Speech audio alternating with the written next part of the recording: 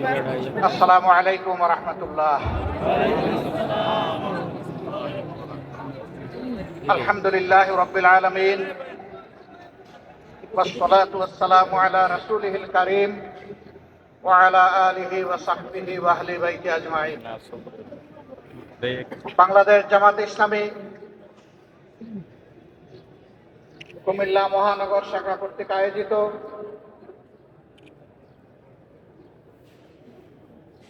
আজকের এই বিশাল কর্মী সম্মেলনের সম্মানিত সভাপতি মহানগরী আমির কেন্দ্রীয় কর্ম পরিষদ সদস্য জনাব কাজী বিন মোহাম্মদ, মঞ্চে বসা কুমিল্লা মাটি ও মানুষের নেতা বাংলাদেশ জামাত ইসলামী কেন্দ্রীয় নায়েবে আমির,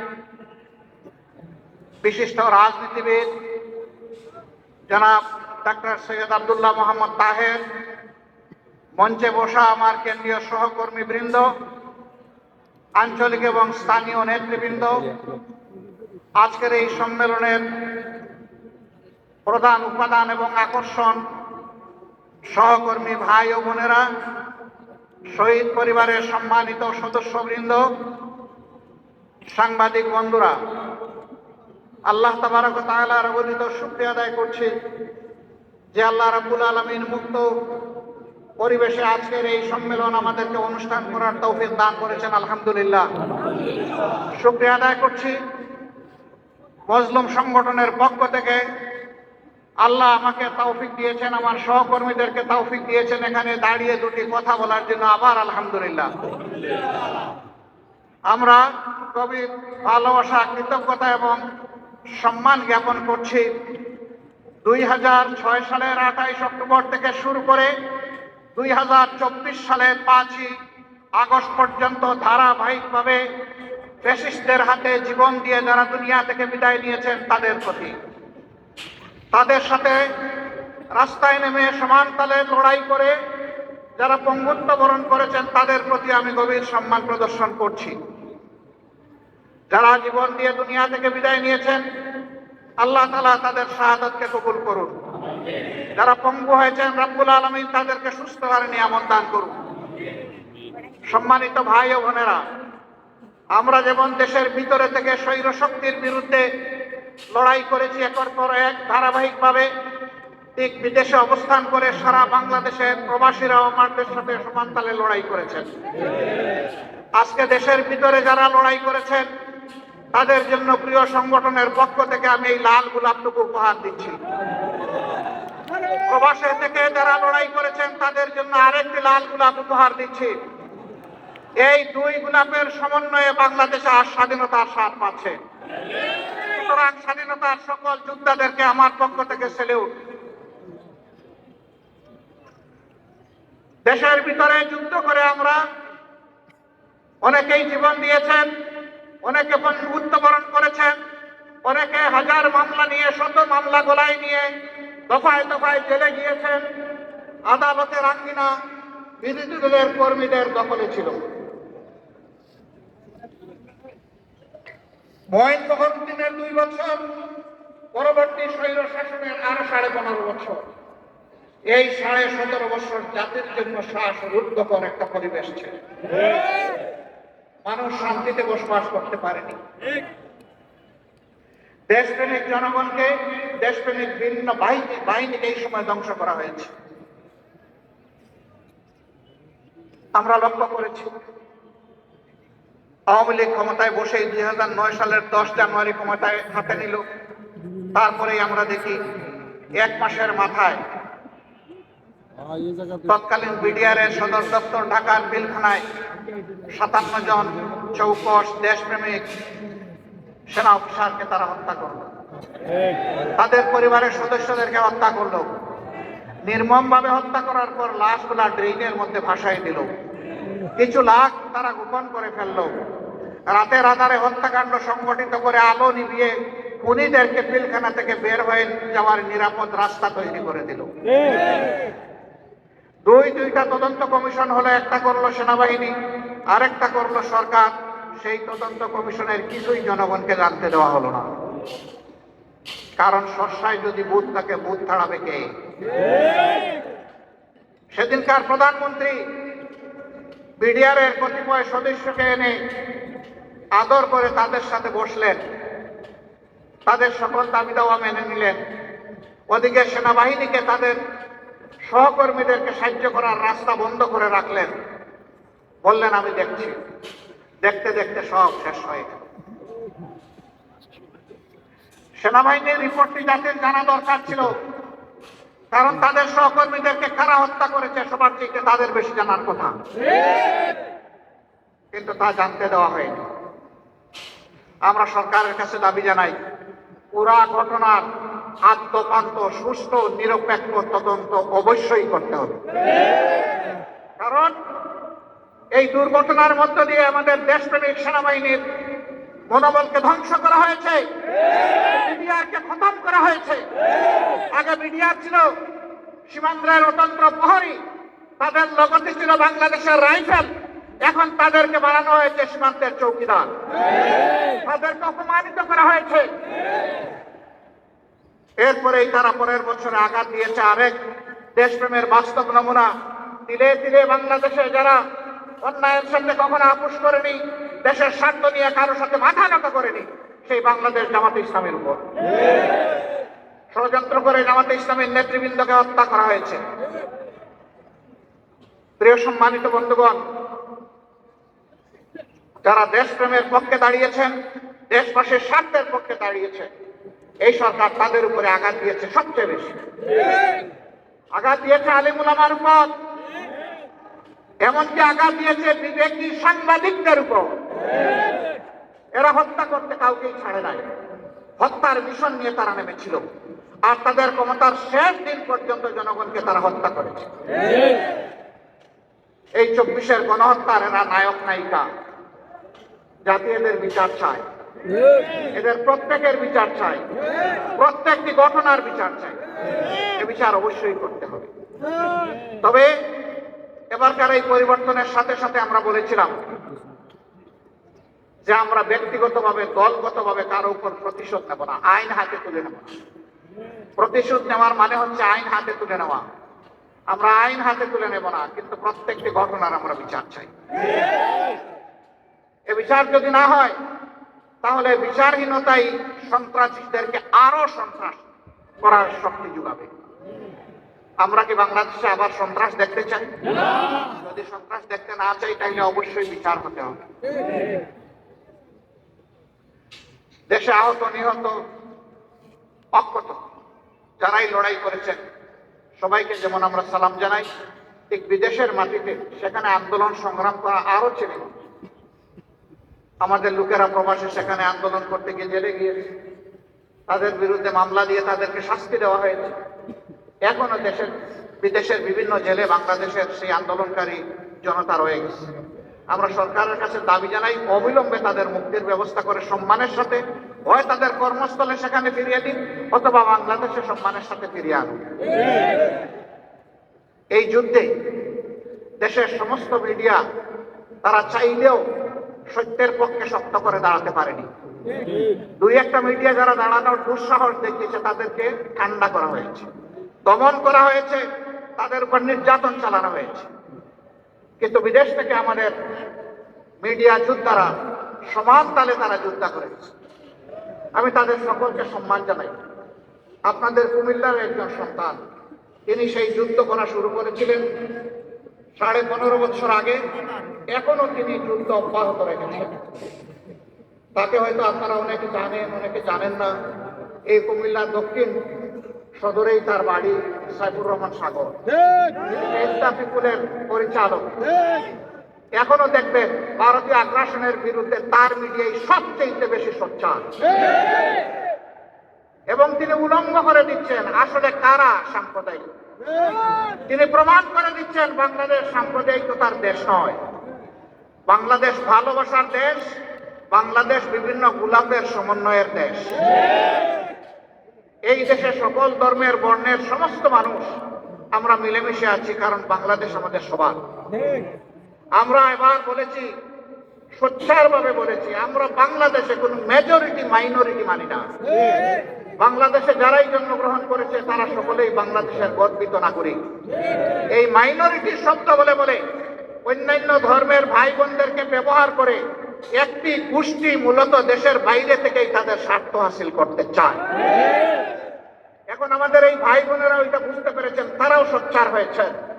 আপনারা দেখেছেন ভারতীয় হলুদ মিডিয়া যখন বাংলাদেশের বিরুদ্ধে নিকৃষ্ট যুদ্ধ শুরু করেছে, মিথ্যা তথ্য ছড়াচ্ছে, তখন জগন্নাথ হল থেকে আমাদের হিন্দু ছেলেমেয়েরা বের হয়ে তার প্রতিবাদ করেছে। কারণ তারা প্রমাণ করেছে এদেশ আমাদের সবার। তোমরা যা বলো তা অসত্য, তা মিথ্যা। তোমরা আমাদেরকে ব্যবহার করে তোমাদের মতলব হাসিল করতে চাও, সেই সুযোগ আমরা তোমাদেরকে দেব না। কেন ভারত এটা করে আমাদের সাথে? আমরা তাদের কি ক্ষতিটা করেছি? ভারতের কোন আভ্যন্তরীণ ব্যাপারে আমরা হস্তক্ষেপ করেছি? ভারত বলে আমাদের দেশে সাম্প্রদায়িক সহিষ্ণুতার অভাব, সম্প্রীতির অভাব। হ্যাঁ, মানুষ দেখতে পাচ্ছে কোন বৎসর কতটা কোন ধর্মের মানুষ ভারতের উগ্র একটি সাম্প্রদায়িক গোষ্ঠীর কাছে নির্মমভাবে নিহত হয়। সারা বিশ্ব তার সাক্ষী। বাংলাদেশে এই ধরনের নির্দিষ্ট ঘটনা ঘটে না। সর্বশেষ একটা চরমপন্থী সংগঠনের হাতে নির্মমভাবে চট্টগ্রামের আদালতে একজন আইনজীবীকে খুন করা হয়েছে। তারা চেয়েছিল এই খুনের মাধ্যমে একটা খুনের গুলি খেলতে। বাংলাদেশের মানুষ তাদের মুখে চুনকালি লেপে দিয়েছে। বাংলাদেশের মানুষ ধৈর্যের পরিচয়ে, সহিষ্ণুতার পরিচয় দিয়ে বলেছে এ খুনের সাথে যারা জড়িত তাদের বিচার হবে, কিন্তু তাই বলে নির্বিচারে আমরা সবার গায়ে হাত তুলতে চাই না। ভারত কি এমন একটা উদাহরণ দেখাতে পারবে? তাদের দেশের মুখে আছে। আপনারা দেখেছেন গতকাল বিভিন্ন ধর্মের যারা সম্মানিত ব্যক্তিবর্গ তাদেরকে নিয়ে প্রধান উপদেষ্টা একসাথে এক কাতারে দাঁড়িয়ে আওয়াজ তুলেছেন, এদেশ আমাদের সবার, আমরা এখানে কোনো সাম্প্রদায়িক বিভাজন চাই না। আমরা ধন্যবাদ জানাই আমাদের প্রধান উপদেষ্টাকে তার এই মহৎ উদ্যোগ নেওয়ার জন্য। উদ্যোগ নিয়েছেন, উদ্যোগ নিয়ে থেমে গেলে হবে না, এই যাত্রা আমাদের অব্যাহত রাখতে হবে। এর আগের দিন তিনি সমস্ত রাজনৈতিক দেশপ্রেমিক, ফ্যাসিবাদ বিরোধী, সাম্রাজ্যবাদ বিরোধী জাতীয় রাজনৈতিক নেতৃবৃন্দকে নিয়ে তিনি এক কাতারে দাঁড়িয়েছেন। সবাই আমরা একই আওয়াজ তুলেছি, আমরা কোনো আগ্রাসন সহ্য করব না। বাংলাদেশের 1 ইঞ্চি জমি আমরা কাউকে ছেড়ে দেব না। আমাদের জীবন দিব, তবুও বাংলাদেশের আধা ইঞ্চি জমি আমরা ছেড়ে দেব না। এটি আমাদের কমিটমেন্ট। সম্মানিত ভাই ও বোনেরা, এই দেশ তাহলে আগামীতে কি হবে? এই দেশকে কে গড়বে? এই দেশ গড়তে হলে কিছু ছাতাবাজ মুক্ত হাত দরকার, কিছু চরিত্রবান দুর্নীতিমুক্ত মানুষ দরকার, কিছু দেশপ্রেমিক চিন্তাশীল বিচক্ষণ মানুষ দরকার। এই বিচারটা করবে কে? আমাদের হাইকোর্ট না জজ কোর্ট না সুপ্রিম কোর্ট? এই বিচার করবে জনতার আদালত। জনগণকে বোকা ভাবার কোনো কারণ নেই। আমরা জনগণের উপর আলহামদুলিল্লাহ পূর্ণ আস্থা রাখি। জনগণ বিচার করবে অতীত কার কেমন ছিল, বর্তমান কার কেমন, আর ভবিষ্যৎ কার কেমন হতে পারে। অতীত, বর্তমান এবং ভবিষ্যৎ বিবেচনায় জনগণ সিদ্ধান্ত নেবে। আমরা সেই সিদ্ধান্তের অপেক্ষা। তাহলে সিদ্ধান্তটা আসবে কিভাবে? অবশ্যই নির্বাচনের মধ্য দিয়ে। সেই নির্বাচন হতে হবে সুষ্ঠু, অবাধ এবং গ্রহণযোগ্য। এখানে কোনো পেশি শক্তি অথবা টাকার খেলা চলবে না। এই রাস্তা বন্ধ করতে হবে। এই রাস্তা যদি বন্ধ করতে হয় তাইলে কতগুলো প্রয়োজনীয় সংস্কারও আনতে হবে। সেই সংস্কারে সরকার হাত দিয়েছে। আমরা সরকারকে অনুরোধ করব সংস্কারে গতি বাড়ান। সংস্কারে গতি বাড়িয়ে মৌলিক সংস্কারগুলো করে একটা সুষ্ঠু নির্বাচন জাতিকে উপহার দেন। আপনারা যেন ইতিহাসে স্মরণীয় হয়ে থাকতে পারেন। আপনাদের নিজস্ব কোনো এজেন্ডা থাকবে না। এজেন্ডা, জাতীয় এজেন্ডা একটাই, যে একটা সুন্দর সুষ্ঠু নির্বাচন আপনারা উপহার দেবেন। তার জন্য যত সংস্কার প্রয়োজন তাই আপনারা করুন। আমরা আপনাদেরকে চাপ দিচ্ছি না। আবার অনুরোধ করব, আপনারা মূল্যবান সময়টাকে নষ্ট করে দীর্ঘায়িত করবেন না। আপনারা যৌক্তিক সময়ের ভিতরে এই নির্বাচন জাতিকে উপহার দেন। জাতি গত 3টা টার্ম তাদের নিজস্ব ভোটের অধিকার প্রয়োগ করতে পারেনি। বিশেষ করে জাতির 42 ভাগ ভোটার যারা যুবক, তারা একটা ভোটও দিতে পারে।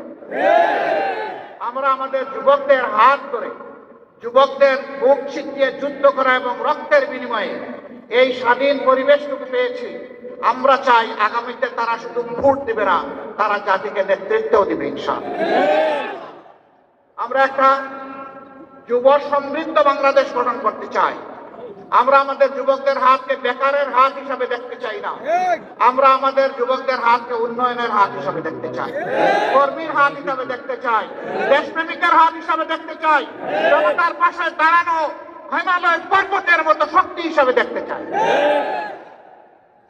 প্রিয় সংগ্রামী কুমিল্লাবাসী, আপনাদের প্রিয় নেতা বলেছেন দুইটা যৌক্তিক কথা। একটা এয়ারপোর্ট, সেই ব্রিটিশ আমল থেকে এখানে তখন বিশ্বযুদ্ধের জন্য ঘাঁটি গাড়া হয়েছে। এইরকম ঘাঁটি গাড়া সবগুলোই কিন্তু এয়ারপোর্ট হয়ে গেছে দুটো ছাড়া, একটা কুমিল্লা আর একটা শমশেরনগর। শমশেরনগর অতটা জরুর নয় আর একটা এয়ারপোর্ট করা, কারণ সিলেট একটা এয়ারপোর্ট আছে, কিন্তু কুমিল্লা তো অনেকগুলা জেলার কেন্দ্রস্থল। এটা খুবই যৌক্তিক দাবি। এই দাবি আমরা শতভাগ সমর্থন করি। প্রধান উপদেষ্টার নেতৃত্বে বর্তমান সরকারকে অনুরোধ করব, বিভাগ, আপনারা বিভাগ পাইলেন না, আপনাদের কপালের দোষ। আপনাদের জেলার নাম কুমিল্লা।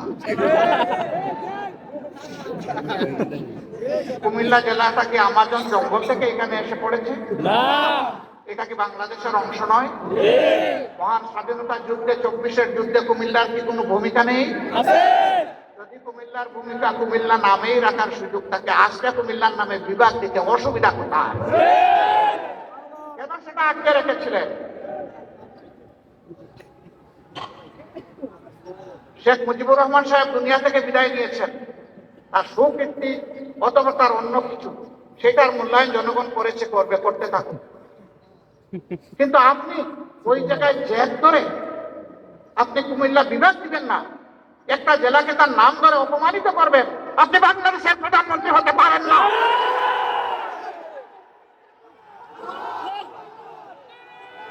বাংলাদেশের যিনি প্রধানমন্ত্রী হবেন, তাকে বাংলাদেশের প্রতি ইঞ্চি জমিকে সম্মান করতে হবে।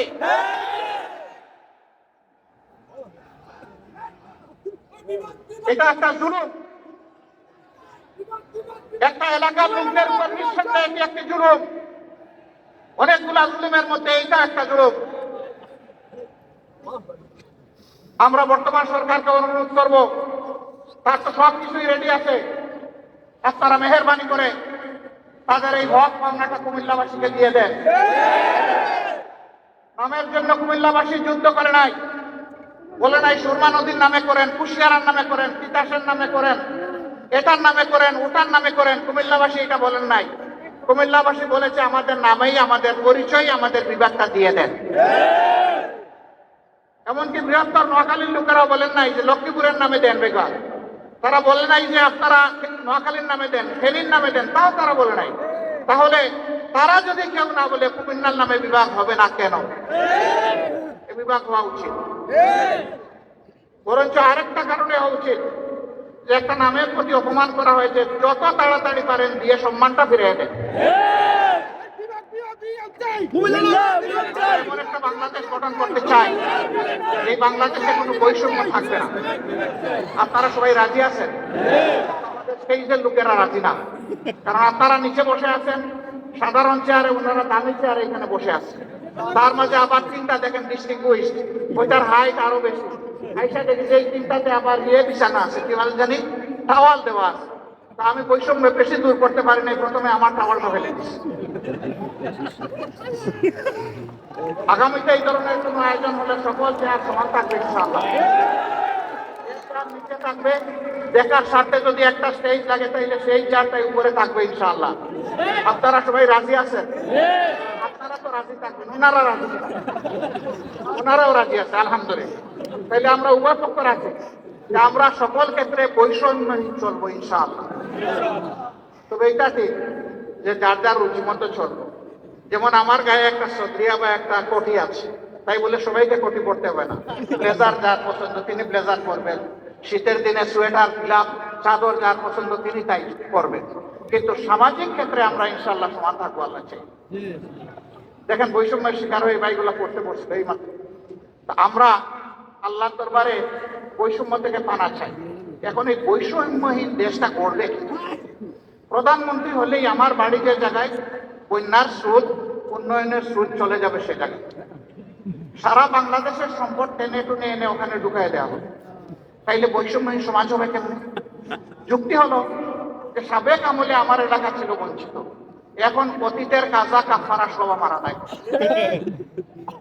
আমরা কথা দিচ্ছি ইনশাআল্লাহ আল্লাহ তাআলা যদি জনগণের মনে ভালোবাসা আমাদের প্রতি সমর্থন তৈরি করে দেন, তাহলে আমরা এমন বাংলাদেশ গড়ব যে বাংলাদেশে প্রধানমন্ত্রীর জেলার আগে অন্য জেলাকে আগে চোখ দিয়ে দেখা হবে।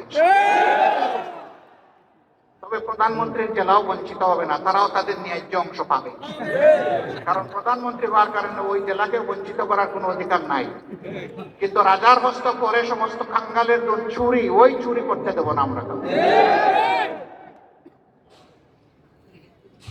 যদি আল্লাহ তাআলা আমাদেরকে এই সুযোগ দেন, আল্লাহ ভালো জানেন, প্রিয় জনগণ তারা বিবেচনায় নেবেন। যদি সুযোগ দেন তাহলে ইনশাআল্লাহ আমরা কথা দিচ্ছি যে আমরা দুর্নীতি করব না, দুর্নীতি হতে দেব না। বলবেন তার কি কোনো প্রমাণ আছে? একটু আছে তো ভাই। 2001 থেকে 6-7 জামাতে ইসলামের যে দেশপ্রেমিক নেতৃবৃন্দকে খুন করা হয়েছে বিচারিক আদালতে, তারা তো 2 জন 3 মন্ত্রণালয়ের দায়িত্ব পালন করেছেন। বলেন বাংলাদেশের কেউ কোনো দুশ্মনও আমাদের তাদের হাতে একটু দুর্নীতির গন্ধ লাগাইতে পেরেছে? কেন? একটাই কারণ, তারা আল্লাহকে ভয় করে। আমরা আশা করব যাদের হাতে আগামীতে দায়িত্ব আসে তারা যেন আল্লাহকে ভয় করে চলে। যদি আল্লাহকে ভয় করে চলে তাহলে আল্লাহর ভয় আর দুর্নীতি দুইটা পাশাপাশি চলতে পারে না। দুর্নীতি তখন দুর্নীতির মৃত্যু হবে এবং সুনীতির জয় হবে ইনশাআল্লাহ। আমাদের শিক্ষা ব্যবস্থাকে একটা পুরা শিক্ষা ব্যবস্থা বানানো হয়েছে।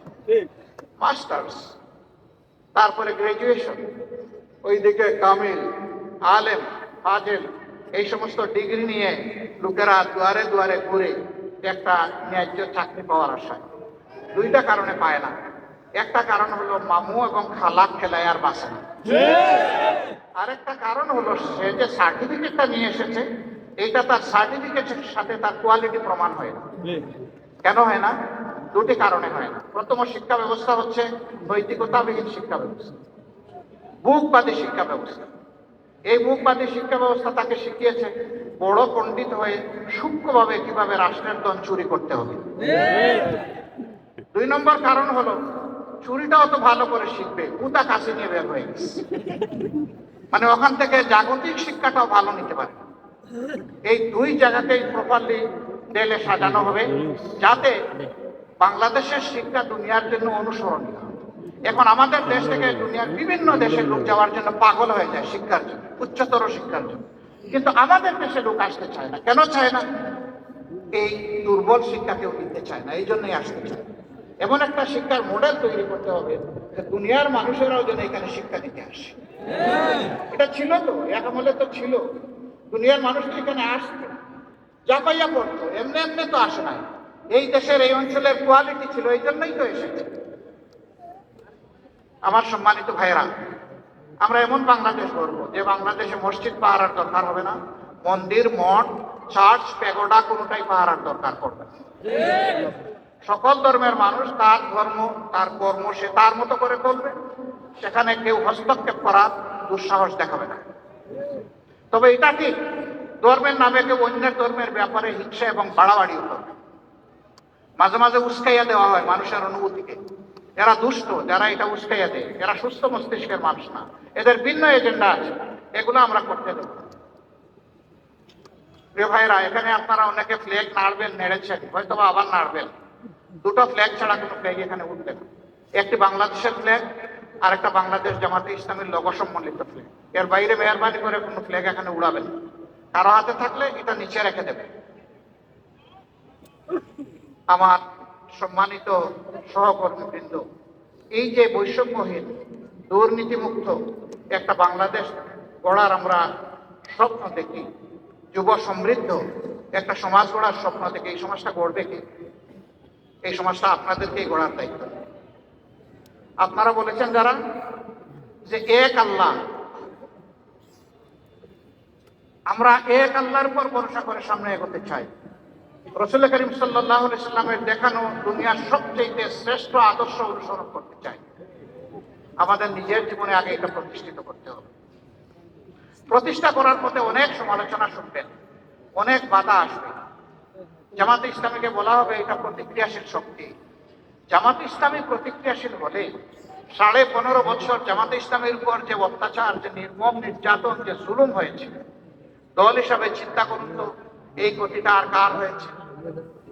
1-2 করে শীর্ষস্থানীয় 11 জন নেতাকে হত্যা করা হয়েছে। তাদের রক্তে ভেজা আজকের এই বাংলাদেশ। তাদের সহকর্মীদেরকে হত্যা করা হয়েছে, তাদের রক্ত ভেজা এই বাংলাদেশ। আমাদের প্রত্যেকটা অফিসকে সিলগালা তালাবদ্ধ করে রাখা হয়েছে। একটা মুহূর্তের জন্য আমাদেরকে ঢুকতে দেওয়া হয়নি, এটা অন্য কারোর জন্য। আমাদের নিবন্ধন সংগঠনের কেড়ে নেওয়া হয়েছে, এটা কারো হয়েছে।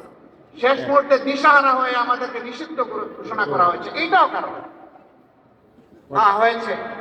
অন্য সকল দলের সরকারের কর্তৃপক্ষ, আলিম উলামা সহ বিভিন্ন দল সহ মানুষ গুম করা হয়েছে, তা আমাদেরও করা হয়েছে। কিন্তু এই 4 জিনিস আর কারো করা হয়েছে। কেন এত জ্বালা আমাদের উপর? ওই যে প্রথমেই বলেছি, বাংলাদেশ জামাতে ইসলামের পরীক্ষিত দেশপ্রেমিক শক্তি বাংলাদেশের স্বাধীনতা সার্বভৌমত্বের ব্যাপারে কারো সাথে আপোষ করেনি, কারো সাথে আপোষ করছে না, এবং ইনশাআল্লাহ কারো সাথে আপোষ করবে না। এই কারণেই জামাতে ইসলামের উপরে আক্রোশ ছিল। সম্মানিত ভাই ও বোনেরা, বলা হয় এরা যদি ক্ষমতায় যায় তাহলে মহিলাদেরকে ঘরের বাইরে আসতে দেবে। একজন সাংবাদিক মহিলা আমাকে প্রশ্ন করেছেন, আপনারা ক্ষমতায় গেলে দেশটা কি আফগানিস্তান হবে না পাকিস্তান হবে? আমি বললাম ইনশাআল্লাহ বাংলাদেশ হবে, ভালো বাংলাদেশ হবে। এটা আফগানিস্তানও হবে না পাকিস্তানও হবে। আপনি এর দ্বারা কি বলছেন? তিনি বললেন আপনারা ক্ষমতায় গেলে মহিলাদেরকে পেশাগত দায়িত্ব পালনে দেখতে চাইবেন না, সবাইকে আপনারা বোরকা পরার কথা বলবেন। আমি বললাম মহিলারা তাদের যোগ্যতার প্রমাণ দিবেন, পেশাগত দক্ষতার প্রমাণ দিবেন। 2টা ভালো জিনিস সাথে পাবেন, একটা হচ্ছে মর্যাদা, আর একটা হচ্ছে নিরাপত্তা। এখন সমাজে সেই মর্যাদাও দেওয়া হয় না, নিরাপত্তা তো নাই। তখন সব জিনিসের সাথে এই 2টাও নিশ্চিত করা হবে। কেন তারা পারবেন না? রাসূল করিম সাল্লাল্লাহু আলাইহি ওয়াসাল্লাম যুদ্ধের ময়দানে মহিলাদেরকে সুযোগ দিয়েছেন যুদ্ধ করার। আমরা কে মহিলাদেরকে ঘরের মধ্যে তালাবদ্ধ করে রাখা? আর মহিলারা ঘর থেকে বের হবে না? তার সামাজিক দায়িত্ব নাই, তার পেশাগত দায়িত্ব নাই? উম্মাহাতুল মুসলিমিন উম্মতের উস্তাদের কাজ করেছেন, তারা কেন শিক্ষকতার কাজ করতে পারবে? রাষ্ট্রের গুরুত্বপূর্ণ বিষয়ে তাদেরকে পরামর্শে সামিল করেছেন, তারা কেন রাষ্ট্রের সিদ্ধান্তে সামিল থাকবেন না? ইনশাআল্লাহ মর্যাদার সাথে, নিরাপত্তার সাথে তারা সেদিন এই নতুন বাংলাদেশের একজন নাগরিক হয়ে তারা গর্ববোধ করবে যে আমি এমনই একটা বাংলাদেশের নাগরিক ইনশাআল্লাহ। সম্মানিত কুমিল্লাবাসী, যদিও এখানে আমাদের দলীয় সহকর্মীরাই আছেন, হয়তো বাইরে কিছু শুভাকাঙ্ক্ষী আমাদের কথা শুনতে পাচ্ছেন, কিন্তু আমি ধরে নিচ্ছি আপনারা কুমিল্লাবাসীর প্রতিনিধি। এই জন্য আমি আপনাদেরকে এইভাবেই অ্যাড্রেস করছি। আজকের এই আওয়াজ আমাদের সহকর্মী বোনেরাও শুনতে পাচ্ছেন। অনুরূপ আরেকটি প্যান্ডেলে তাদের আয়োজন করা হয়েছে। আমরা স্মরণ করিয়ে দিতে চাই, সৃষ্টির সূচনা হয়েছে একজন পুরুষ এবং একজন মহিলা। এবং আল্লাহর সৃষ্টিতে শুধু মানুষ নয়, প্রত্যেকটি প্রাণীর জুড়া আল্লাহ পয়দা করেছে, প্রত্যেকটি উদ্ভিদের জুড়া আল্লাহ পয়দা করেছে। আমি দায়িত্ব নিয়ে সায়েন্সের একজন ছাত্র হিসেবে বলছি, প্রত্যেকটি উদ্ভিদের জুড়া আছে। আল্লাহ বেজুড় পুরো কিছুই পয়দা করে। আল্লাহ তাআলা এই জুড়া কেন পয়দা করেছে? এই জুড়া মিলেই তার সৃষ্টিকে আল্লাহ তাআলা সৌন্দর্য দান করেছে, পূর্ণতা দান করেছে। অতএব সেই পূর্ণতা নিয়ে বাংলাদেশ ইনশাআল্লাহ আগামীর গৌরবের বাংলাদেশ হবে ইনশাআল্লাহ। আমার সম্মানিত ভাইয়েরা, আমরা জাতীয় ঐক্য চাই, কোনো বিভেদ চাই না, বৈষম্য চাই না, কিন্তু অন্যায় যদি আমার দল করে আমি তার বিরুদ্ধে প্রতিবাদ করবই। অন্যায় যে করবে আমাকে আওয়াজ দিতেই হবে। অন্যায় করলে আওয়াজ না দিলে অন্যায়কে উৎসাহিত করা হবে, অপরাধীদেরকে এগিয়ে দেওয়া হবে অপরাধ করার জন্য। আমরা তা পারবো না, এটা আমাদের পক্ষে সম্ভব না। যিনি অপরাধ করবেন অবশ্যই আওয়াজ দেবেন। আলহামদুলিল্লাহ, এই পরিবর্তনের সাথে সাথে মজলুম দলটি বলেছিল আমরা অসহিষ্ণু নই, আমরা সহিষ্ণু, আমরা ভালোবাসার বাংলাদেশ করতে চাই। আমরা আমাদের সহকর্মীদেরকে শুভাকাঙ্ক্ষীদেরকে বলেছিলাম আপনারা মেহেরবানি করে শান্ত থাকুন, ধৈর্য ধরুন এবং দেশ গঠনে অংশগ্রহণ করুন। বাংলাদেশের 56,000 বর্গমাইলের কোথাও 1 ইঞ্চি জায়গার উপর জামাতে ইসলামের কর্মী সমর্থকরা মানুষের কাছে চাঁদা চেয়েছে অথবা জুলুম করেছে 5 তারিখের পরে এটা কেউ বলতে পারবে না। যদি কোনো জায়গায় তার ব্যতিক্রম হয় মেহেরবানি করে আমাদেরকে জানিয়ে সাহায্য করবেন। সরকারের, প্রশাসনের, পুলিশ বাহিনীর কারোই দরকার হবে না, বিচার কারে করে ইনশাআল্লাহ দেশের জনগণ দেখবে। আমরা বুকের জন্য রাজনীতি করি না, পদের জন্য রাজনীতি করি না, মানুষের মালিক বনে যাওয়ার রাজনীতি করি না। আমরা রাজনীতি করি মানুষের খাদেম হওয়ার রাজনীতি, সেবার রাজনীতি। এই জন্য এত নির্যাতিত, এত জুলুমে নিষ্পেষিত একটা দল আপনারা দেখেছেন, যেখানেই প্রাকৃতিক বিপর্যয় হয়েছে, খরা, বন্যা, দুর্যোগ, অ্যাক্সিডেন্ট, জামাতে ইসলামের সবার আগে গিয়ে বলেছে লাম্বায় আমরা হাজির। আহত নিহতের পরিবারের পাশে দাঁড়িয়ে বলেছে আমরা আপনাদের সাথে আছি।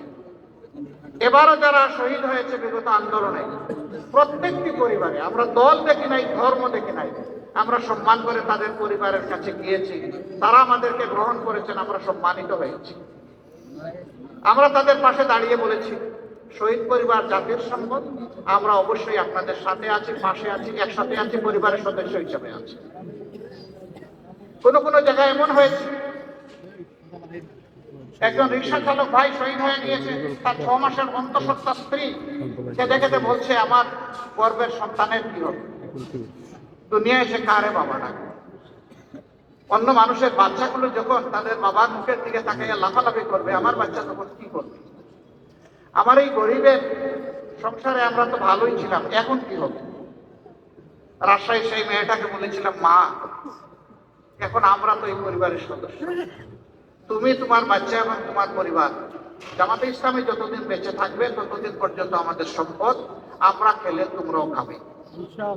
আমাদের সন্তানরা লেখাপড়া করলে একই মানের লেখাপড়া তোমার সন্তানও করবে ইনশাআল্লাহ। ইতিমধ্যে তার কুলে আলহামদুলিল্লাহ একটা পূর্ণিমার চাঁদ একটা বাচ্চা এসেছে। আমরা দোয়া করি আল্লাহ তাকে তাইয়্যিব হায়াত দান করুন। তার বাপের মতো সেও যেন জাতীয় বীর হতে পারে। তার বাবা লড়াই করতে গিয়ে এইটা চিন্তা করে নাই যে আমি রিক্সাওয়ালা, আমি মরে গেলে আমার পরিবারকে নিয়ে চলবে, বরঞ্চ সে চিন্তা করেছে আমার জীবন যদি আমার জাতির হায়াত এনে দেয় তাইলে আমি আমার জীবন দিয়ে দেবো। এ ঘটনার পর আমরা গিয়েছি, আমাদের তাহের ভাই গিয়েছে বিভিন্ন হসপিটালে দেখতে, হাত নাই, পা নাই, চোখ দুটো নাই, পাশে বসে বিছনায় বসে জিজ্ঞেস করেছি তোমার কেমন লাগে, বলে যে আমি হ্যাপি, আমি খুশি। বললাম তুমি হাত হারিয়ে, পা হারিয়ে, চোখ হারিয়ে খুশি? বলে যে হ্যাঁ আমি খুশি। কেন ভাই তুমি খুশি? বলে যে আমার দেশ স্বাধীন হয়েছে। তাদেরকে বললাম আগামীতে জাতির প্রয়োজনে আর তো তোমাদের করার কিছু নেই, তোমরা তো সব উজাড় করে দিয়ে দিস। কেন নাই? হাত একটা গিয়েছে, জাতির প্রয়োজনে দ্বিতীয়টা দেওয়ার জন্য প্রস্তুত আছে। যেই জাতির সন্তানেরা এইরকম জীবন দেওয়াকে জাতির স্বার্থে পছন্দ করে, আমরা বিশ্বের সকলকে অনুরোধ করব তাদের দিকে লাল চোখ তুলে তাকাবেন না। জীবনের চাইতে মরণ, শাহাদত যাদের কাছে প্রিয়, তাদেরকে ধমক দেওয়ার চেষ্টা করবেন না। প্রিয় কুমিল্লাবাসী, পুলিশের হাতে কি আমরা নির্যাতিত হইনি? হয়েছে। কিন্তু এবারকার এই পরিবর্তনের পরে অনেক পুলিশ বিভিন্ন কারণে তারা কর্মস্থলে যেতে ইতস্তত করছে। আমরা বলেছি অতীতের কারো যদি কোনো অপরাধ থাকে সেইটা আদালত আছে, বিচার আছে, সংশ্লিষ্ট কর্তৃপক্ষ মানুষ আছে, তারা দেখে। কিন্তু এখন দেশ চলতে হবে, আপনারা আসেন, আপনাদের দায়িত্ব পালন করেন, আমরা আপনাদেরকে সহযোগিতা করি। আপনারা কি সেই সহযোগিতা করেছিলেন? করেছেন। আমরা কারো অন্যায়ের মানে ওই রকম ক্ষমা করে দিচ্ছি না, কিন্তু দেশ তো চলতে হবে। দেশ চলতে গিয়ে আমরা তাদেরকে সহযোগিতা করছি, আমরা তো કોઈ প্রতিশোধ নেই। অনেকে বলে যে রাজপথে অতীতে পুলিশের সাথে আপনাদের সমস্যা হয়েছে, হবে তো। পুলিশ যদি অন্যায়ভাবে শান্তিপূর্ণ মিছিলে এসে আমাকে আঘাত করে, তাইলে এই আঘাত ফিরাই দেওয়ার দায়িত্ব আমার আছে। পুলিশ কেন আমার শান্তিপূর্ণ মিছিলে আঘাত করতে আসবে? তারাই তো এই কাজটা ঠিক করেন। আমরা আশা করব আগামীর বাংলাদেশ এই পুলিশেরও বাংলাদেশ, এটা সেনাবাহিনীরও বাংলাদেশ, এটা নাগরিকদের বাংলাদেশ, এটা আমাদের সংবাদকর্মীদের বাংলাদেশ, এটা জাতি পেশা সকলের বাংলাদেশ। এই বাংলাদেশের জন্য সবাই সবাইকে আমরা সম্মান করে চলতে পারি। আজকেও পুলিশের কর্মকর্তাদের সাথে আমার মোলাকাত হয়েছে, আমি বলেছি আপনারা এসেছেন, খুশি হয়েছে। বার্তা আমাদের পরিষ্কার, আমরা কারো কোনো আনুকূল্য চাই না, তবে আমরা কোনো ডিপ্রাইভ হতে আর চাই না। আমরা ফেভারিজমও চাই না, আমরা ডিসফেভারিজমও চাই না। আমরা আপনারা ন্যায় করে থাকেন, আমাদের সম্পূর্ণ সমর্থন এবং সহযোগিতা আপনারা পাবেন, কিন্তু অন্যায় করলে সেই আমরাই কিন্তু সবার আগে আবার প্রতিবাদ করব। এটি আমাদের ধর্ম। অন্যায় আর জামাত ইসলামী একসাথে চলতে পারে না। এর মানে আমি এটা বলছি না যে আমাদের কোনো ভুল হয় না, আমরা কোনো অন্যায় করি না, না তা আমি বলবো না। আমরা মানুষ, আমাদের ভুল অবশ্যই হয়। সেই ভুল আপনি ধরিয়ে দেন, আমরা কথা দিচ্ছি এটা সংশোধন করবো ইনশাআল্লাহ। আমি যদি অপরাধ করি আমাকে বিচারের কাঠগড়ায় দাঁড় করান, আমি কথা দিচ্ছি সেই বিচারকে আমি সম্মান দেখাবো ইনশাআল্লাহ।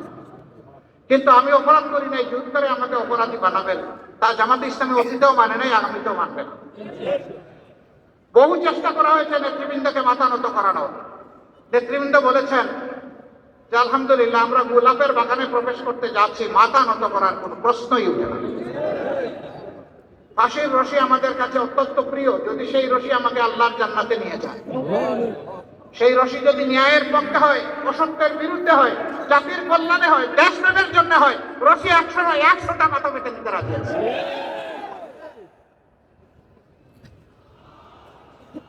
সম্মানিত ভাই বোন,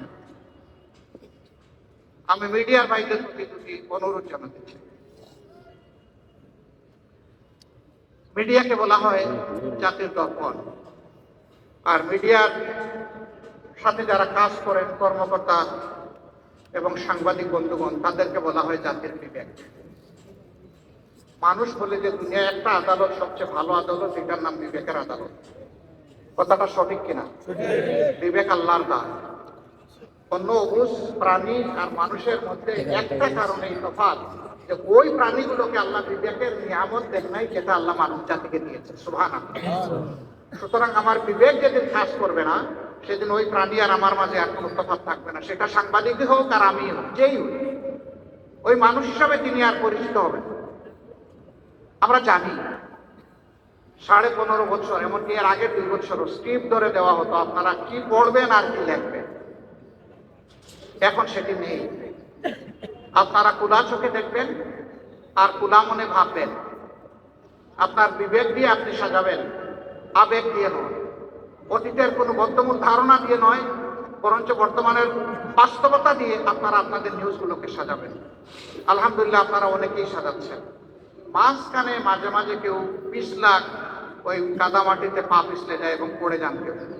ওনারা পড়তে গিয়ে আমারও ফেলে দেন, ভাই আমারে আর এইভাবে ফেলবেন না। আপনারা সাহায্য করুন, দুইভাবে সাহায্য করুন। আমাদের এবং আমাদের সহকর্মীদের বক্তব্যগুলো অবিকল জাতির কাছে পৌঁছে দেন। আমরা ভুল করলে জাতি বিবেচনা করুন। আবার যদি আপনার কাছে আমাদের কোনো ভুল ধরা পড়ে, আপনি আমাদেরকে বলুন, গঠনমূলক সমালোচনা করুন, অবশ্যই করবেন। কেন করবেন? সমালোচনা না করলে তো আমাদের সংশোধন হবে না। আমরা তো ভুলের ঊর্ধ্বে নই। আমরা সমালোচনার জন্য আপনাদেরকে আহ্বান জানাচ্ছি, উৎসাহিত করি, অভিনন্দন জানাবো যখন গঠনমূলক সমালোচনা আপনাদের কাছ থেকে আসবে, যেটা জাতির কল্যাণে লাগে, সেই সমালোচনাটা আপনারা করবেন। আরেকটা অনুরোধ জানাবো, আপনাদের দায়িত্ব হচ্ছে 4 ডাইমেনশনাল ভিশন, অর্থাৎ চতুর্দিক থেকে দেখতে হবে, সামনা, পেছন, 2 সাইড। আপনারা চতুর্দিকে চোখ ঘুরাইয়া দেখবেন। আপনারা একদিক থেকে দেখবেন না, চতুর্দিক থেকে যখন দেখবেন, পুরো বিষয়টা আপনাদের কাছে স্পষ্ট হয়ে যাবে। তখন কালো না সাদা সেটাও বুঝে ফেলবেন। স্বয়ং আমিও যদি কালো হই, আমাকেও ছাড় দেবেন। কালোকে অবশ্যই করতে হবে, কালোকে সাদা বানাতে হবে, অথবা কালোকে এই জমিন থেকে, এই সমাজ থেকে তাড়াতে হবে। কালোর জায়গায় এই জমিনে হবে না। এই কালো মানে আমার মতো গায়ের রং যাদের কালো, আমি তাদের কথা বলছি। এই কালো মানে চরিত্রের কালো, চিন্তার কালো। এই কালো চরিত্র এবং চিন্তার কালো যাদের থাকবে, এদের কোনো জায়গা আমরা বাংলাদেশে দিব না ইনশাআল্লাহ। এই ব্যাপারে সবচেয়ে ভালো দায়িত্ব পালন করতে পারবেন সাংবাদিক বন্ধুগণ। এই জন্য আগেও বলছি, এখনো বলবো যে আসুন আমরা সাদাকে সাদা বলি, কালোকে কালো। এই ব্যাপারে আপনারা পিছপা হবেন না, সে যেই হোক, কোনো অসুবিধা নেই। আপনারা জাতির চতুর্থ স্তম্ভ, এই স্তম্ভটা মজবুত হলে জাতি মজবুত হবে ইনশাআল্লাহ। আমরা সেই ঐক্যের, সাম্যের এবং বৈষম্যবিহীন বাংলাদেশের জন্য সকলের সহযোগিতা চাই। আমার সহকর্মীরা, আপনারা সবাই কি এরকম একটা বাংলাদেশ চান? শিওর? হাত তোলেন তো দেখি সবাই। বুঝে শুনে উঠিয়েছেন? হ্যাঁ, হাত নামান। যদি এইরকম একটা বাংলাদেশ চেয়ে থাকেন, মনে রাখবেন আপনাদের ত্যাগ শেষ হয়ে যায়নি, আরো বহু ত্যাগ আপনাদেরকে স্বীকার করতে হবে। আপনারা সেই ত্যাগের জন্য প্রস্তুত আছেন? থাকুন। আমি আপনাদের দুর্বল ভাই হিসেবে আমি আপনাদের সাথে প্রস্তুত আছি, আলহামদুলিল্লাহ। সম্মানিত ভাইয়েরা, আমাকে ডাক্তার সৈয়দ আব্দুল্লাহ মোহাম্মদ তাহের সাহেব বলেছেন, প্রধান উপদেষ্টার পাশে থেকে মানুষ মনে মনে ভাবে উনিও বোধহয় খুব শক্তিশালী মানুষ। আমি আসলে খুবই দুর্বল মানুষ। আমি অনেককে শক্ত করে কুচা দিয়ে কথা বলতে পারি না বলে অনেকে আবার গাল ভেজাল করে যে উনি আরো ধারালো চৌকস কথা বলে না কেন। আমি পারি না, যে আমাকে ক্ষমা করে দেবে। কথা যেভাবে আমার মা বাবা আমাকে শিখিয়েছেন, যে শিক্ষা আমি আমার উস্তাদদের কাছে পেয়েছি, যে শিক্ষা আমার সমাজ আমাকে দিয়েছে, কথা তো আমাকে সেভাবেই বলতে হবে।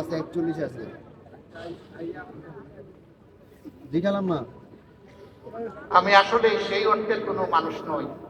তবে একটা কথা আপনাদেরকে বলতে পারি, উনি আরেকটা কথা বলেছেন, আমি মনে করছি আমার ব্যাপারে বেশি হয়েছে। তিনি বলেছেন 24-এর এই যুদ্ধের আমি সেনাপতি ছিলাম না, আমি সেনাপতিদের পাশে পানির গ্লাস নিয়ে দাঁড়িয়েছিলাম যে আমি তোমাদেরকে পানি পান করাতে এসেছি। এটা বলতে পারি আলহামদুলিল্লাহ। ওরাও রাত্রে ঘুমায় নাই, আমিও রাত্রে ঘুমাই নাই। ওই ফাঁকে ফাঁকে একটা 8 ঘন্টা করে টিপ মেরেছি, কারণ ওই সময় ঘুমাবার সময় ছিল না, ওই সময় জেগে থাকার সময় ছিল। ওই সময় ঘুমাইলে সর্বনাশ হয়ে।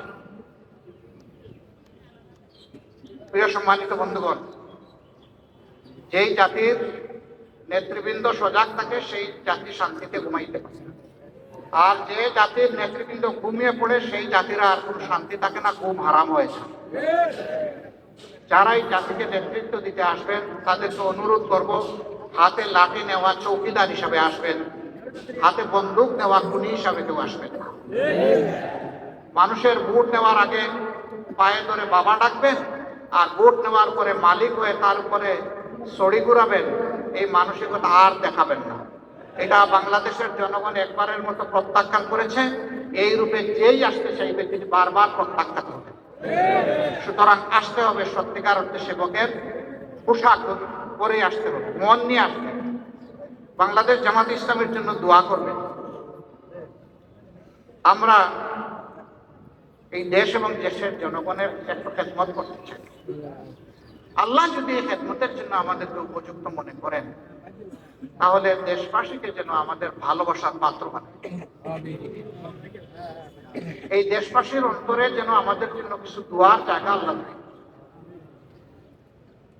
আমাদের যে শহীদরা দফায় দফায় রক্ত দিয়েছেন সেই 71 সাল থেকে, আমি সবাই যারাই রক্ত দিয়েছেন দেশের জন্য, জাতির জন্য, তাদের রক্তের ঋণটা যেন আমরা পরিশোধ করার সুযোগ পাই। আল্লাহ যেন এই তৌফিকটা আমাদেরকে দান করুন। আমার সম্মানিত ভাইয়েরা, আল্লাহ তাআলা এই কুমিল্লাবাসীর প্রতি রহম করুন। তাদের দুইটা ন্যায্য দাবি থেকে কুমিল্লাবাসীকে দূরে রাখা হয়েছে, বঞ্চিত করা হয়েছে। তাদের দাবি অবিলম্বে বাস্তবায়িত হোক, আমরা দোয়া করি। আরো যে দাবিগুলো সঙ্গত দাবি আছে অন্যান্যদের মতো, সারা দেশের মতো, সেই দাবিগুলো তাদের বাস্তবায়ন ওঠাও দোয়া করি। আমরা সমতার, ন্যায্যতার, ভালোবাসার, অহিংস একটা বাংলাদেশ গঠনের দিকে এগিয়ে যাই। আল্লাহ আমাদেরকে সাহায্য করুন। আসসালামু আলাইকুম ওয়া রাহমাতুল্লাহ। আল্লাহ হাফিজ। বাংলাদেশ জিন্দাবাদ। বাংলাদেশ জামাতে ইসলামী জিন্দাবাদ।